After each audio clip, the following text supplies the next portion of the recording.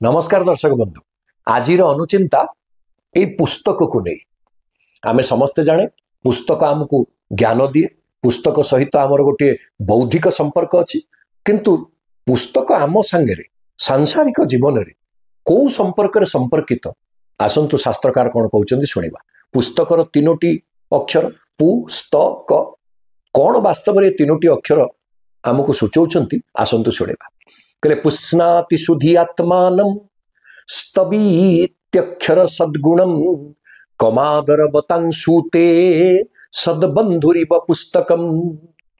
शास्त्रकार कहउचंती गोटे सत बंधु भल सांग एवं पुस्तक ये एक एवं अभिन्न। ता अर्थ पुस्तक गोटे भल सांग कौन करे ना सुधि आत्मानं पुष्णाति पूरे होची पुष्णाति अर्थात आमको भल परामर्श देकी परिपुष्ट करे एक। द्वितीय स्तवीत्यक्षर सद्गुण अक्षर सद्गुण जो सद्गुणर गोटे स्खलन नहीं अर्थात जो गुण सदा बेले गरिमा रक्षा करे मर्यादा रक्षा करे से गुण को मध्य ये बंधु भाव में जड़े संचारित करे।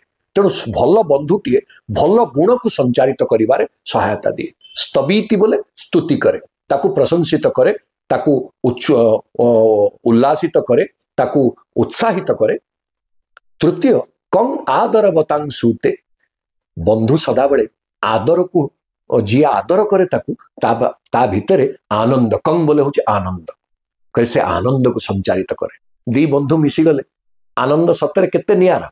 तेबे एई जो पुस्तक ये तीनोटी गुणर आधार रे तीनोटी अक्षरर आधार रे तीनोटी गुण को प्रस्तुत करुतिबा गोटे भल बंधु जेमिति पुस्तक सेमिति। पुस्तक आम कौन करुच्ची ना भल परामर्श दउछि बही पढ़िले आमर ज्ञानर गोटे परिमार्जना होछि ज्ञान आमर परिष्कृत होछि आमे जहाँ जानिचे से बोध बा अवबोध आहुरी परिवर्धित होछि। द्वितीय स्तवीत्यक्षर सद्गुण पुस्तक भितर सब अक्षर अछि ये अक्षर ही पुस्तकर गुणवत्ता को बढ़ाउछि।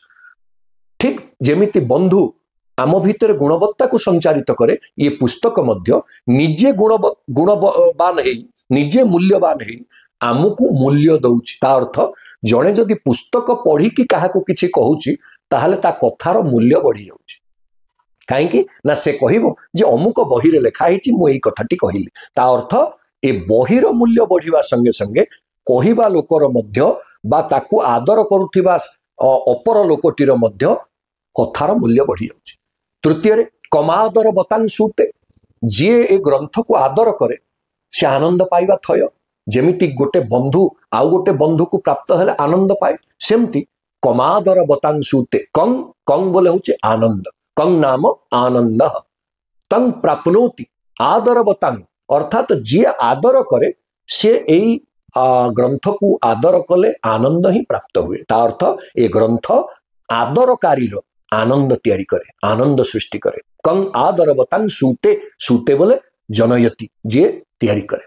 तेणु पुस्तक ये तीनोटी अक्षर माध्यम रे तीनोटी प्रभाव को आम ऊपर विस्तारित करी पुस्तक आम सहित सद्बंधु भली संपर्कित।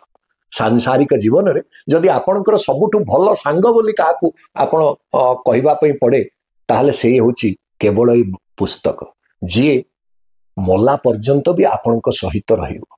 ये पुस्तक को आसंतु आपणेइबा भल बंधु भाव रे ताकू आदरिबा एवं आम जीवन को अधिक परिमार्जित परिवर्धित परिशोधित आनंदमय करिबा। जय जगन्नाथ।